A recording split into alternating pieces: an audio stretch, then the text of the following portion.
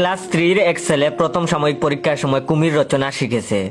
সমস্যা হলো পরীক্ষায় রচনা এলো বাবা মায়ের প্রতি সন্তানের কর্তব্য। তখন সে কি করবে দিশেহারা।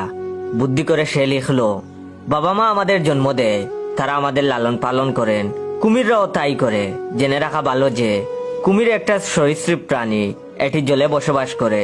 এর চোখ গুল গুল, কুমিরের আছে বিশাল একটা লেজ, আর লেজে খাজ কাটা খাজ কাটা খাজ কাটা খাজ কাটা। এরপরের পরীক্ষায় রচনা এলো গরু। সে লিখলো, গরু গৃহপালিত পশু, গরু আমাদের দুধ দেয়। একদিন গরু পানি খেতে নদীর ধারে গেল, কিন্তু নদীতে ছিল একটা কুমির। আর জেনে রাখা ভালো, কুমির একটা সরীসৃপ প্রাণী, এটি জলে বসবাস করে। কুমিরের আছে বিশাল একটা লেজ, আর লেজে খাজ কাটা খাজ কাটা খাজ কাটা খাজ কাটা। শিক্ষক দেখলেন এত ভারী বিপদ। শেষে তিনি অনেক ভেবে চিন্তে রচনার বিষয় ঠিক করলেন, পলাশির যুদ্ধ। শিক্ষক মনে মনে ভাবলেন, লেখ বেটা, এইবার দেখি কি করে তুই কুমিরের রচনা লিখিস। তখন ছাত্র লিখলো, 1857 সালে পলাশির প্রান্তরে ইংরেজ এবং বাংলার শেষ স্বাধীন নবাব সিরাজউদ্দৌলার মধ্যে যুদ্ধ সংগঠিত হয়েছিল।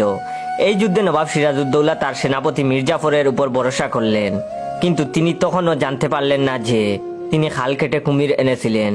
জেনে রাখা ভালো যে কুমির একটা সরীসৃপ প্রাণী, এটি জলে বসবাস করে। এর চোখ গোল গোল, কুমিরের আছে বিশাল একটা লেজ, আর লেজে খাজ কাটা খাজ কাটা খাজ কাটা খাজ কাটা।